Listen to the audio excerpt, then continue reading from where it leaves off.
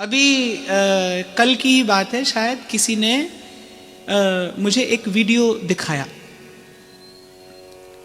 जितनी अभद्रता, अश्लीलता, फूहड़ता किसी एक गीत में दिखाई जा सकती है, वो दिखाई जा रही थी।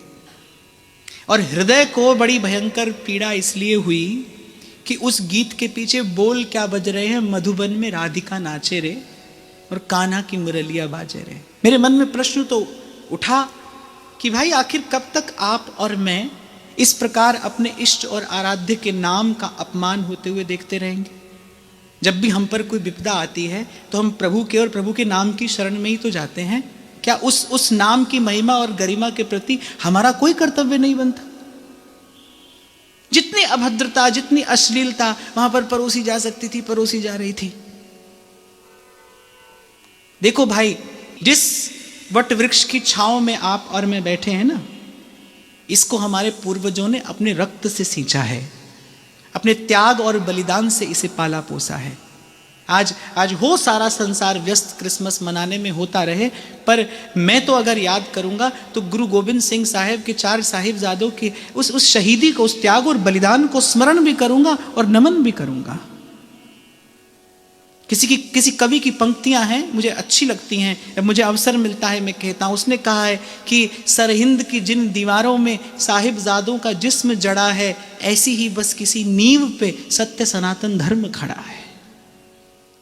आज जो हम अपना माथा ऊंचा करके खड़े हैं ना, इसके लिए किसी ने पहले अपना माथा कटाया है, तब आप और मैं अपना माथा ऊंचा करके खड़े हैं। और मैं तो सरकार से भी ये बात कहना चाहूँगा, इस माध्यम से कहना चाहूँगा, हो सके तो आप ही इस वीडियो को दूर तक पहुँचाना। और मैं तो यहाँ से सब संत चरणों में भी ये विनती करता हूँ, प्रणिपात पूर्वक ये निवेदन करता हूँ कि जब जब धर्म की हानि हुई है, तब तब संतों के पुण्य प्रताप ने, भजन प्रताप ने ही धर्म की रक्षा की है। और आज भी ऐसा ही अवसर है। और मैं तो केवल इसलिए बोल रहा हूँ, मैं ये नहीं जानता हूँ कि मेरी बात बोलने से कोई लाभ होगा, कितना होगा और होगा भी कि नहीं होगा, पर मैं तो इसलिए बोल रहा हूं कि मैं मौन रहने का अपराध नहीं कर सकता। मैं देख कर भी इस पाप में, इस अपराध में भागीदार नहीं बन सकता, हिस्सेदार नहीं बन सकता और नहीं बनूंगा। और आप भी हो सके तो सोशल मीडिया से चिपके रहते हैं, आप और मैं दिन रात, तो सोशल मीडिया का सदुपयोग करिए और कम से कम अपने अपने शब्दों में ऐसे घृणित कार्य का विरोध तो जरूर व्यक्त करना चाहिए। जो ये लोग कर रहे हैं, ये लोग वास्तविक देशद्रोही हैं। राम और कृष्ण का अपमान करने वाले इस देश के सुहृद नहीं हो सकते, इस देश के शुभ चिंतक नहीं हो सकते। आप कहते हैं कि हमें तो बोलने की स्वतंत्रता है, हमें तो अभिव्यक्ति की स्वतंत्रता है, आप कहते हैं फ्रीडम ऑफ स्पीच है, फ्रीडम ऑफ एक्सप्रेशन है। अरे स्वतंत्र होते हुए भी हमें मर्यादा की रेखा का पालन करना पड़ता है। आप स्वतंत्र देश के स्वतंत्र नागरिक हैं, तो क्या आप स्वतंत्रता का गीत गाते गाते पाकिस्तान चले जाएंगे? जाकर देखिए, देखो जाकर क्या होता है। वो जो सीमा रेखा है उसका पालन करोगे कि नहीं करोगे, मानोगे कि नहीं मानोगे? आप अपने घर में रहते हैं, घर में भी एक कक्ष और दूसरे कक्ष के बीच में जो दीवार होती है ना, माता पिता और बेटा और बहू के कक्ष के बीच में जो दीवार है ना, वो दीवार कुछ और नहीं है, मर्यादा की रेखा है, जिसका दोनों को पालन करना चाहिए। आप और मैं स्वतंत्र हैं और स्वतंत्र रहें, लेकिन स्वतंत्र होने के साथ साथ मर्यादा की रेखा का पालन करना भी आवश्यक है। जो नहीं करता वो अपराधियों से दंड दिया जाना चाहिए। अवसर आया तो मैंने बोल दिया, व्यासपीठ के माध्यम से मैं ये बात बोल रहा हूं, और आप प्रयास करना ये बात दूर तक जाए, ये बात आपके माध्यम से दूर तक जाए। कुछ भी हो, लेकिन हम अपने इष्ट और आराध्य के नाम का अपमान होते हुए नहीं देख सकते।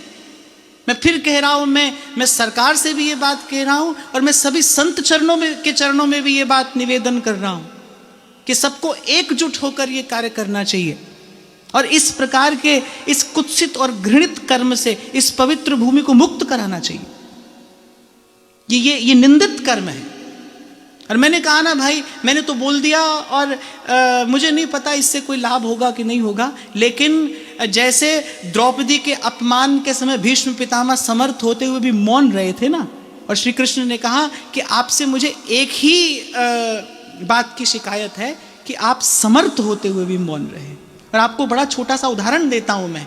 भीष्म पितामह समर्थ होते हुए भी मौन रहे, और गीधराज जटायु असमर्थ होते हुए भी रावण से भिड़ गए। भीष्म पितामह समर्थ थे, अगर एक हुंकार भरते दुर्योधन के प्राण निकल जाते। भीष्म पितामह समर्थ होते हुए भी मौन रहे और गीधराज जटायु असमर्थ होते हुए भी रावण से भिड़ गए। परिणाम क्या आया? भीष्म पितामह को अंत में शरशैया मिली और गीधराज जटायु प्रभु की गोद में अपने प्राण छोड़ते हैं। किसी पर उपकार नहीं है भाई, धर्म के प्रति ये आपका मेरा कर्तव्य है। हम श्री जी के नाम की शरण में रहते हैं। हमारे संतों ने हमें सिखाया, कुंवरी किशोरी नाम सो उपजो दृढ़ विश्वास। कोई भी आकर उस नाम की मर्यादा का यदि अपमान करता है, अवज्ञा अवहेलना करता है, तो दंड का पात्र है। मैं चुप नहीं रहा और आशा करता हूं आपको भी नहीं रहना चाहिए।